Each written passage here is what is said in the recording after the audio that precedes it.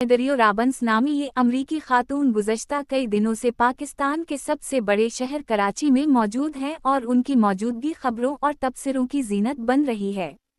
Visa की मय्यत पूरी होने और पाकिस्तानी और अमरीकी हुक्काम की मुतअद्दिद कोशिशों के बावजूद वो वापस अमरीका जाने से इनकारी हैं। उनका दावा है कि वो कराची में एक पाकिस्तानी नौजवान की मोहब्बत में मुब्तला होकर उसकी तलाश में पहुंची थीं।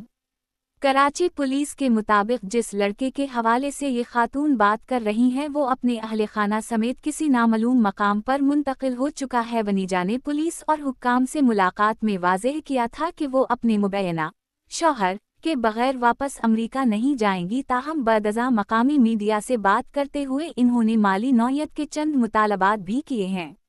लड़के के घर के बाहर मीडिया से बात करते हुए उनका कहना था कि हुकूमत पाकिस्तान इन्हें हर हफ्ते $5000 अदा करे, इसके अलावा उनको ज़मीन और मकामी शहरियत भी दी जाए। उनका दावा है कि वो न्यूयॉर्क में अपनी मुलाजमत और कपड़ों का कारोबार छोड़कर आई हैं, अब वो पाकिस्तानी हैं।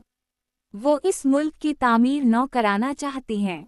हुकूमत यहाँ सड़कें बनाए और बिजली की फराहमी यकीनी बनाए।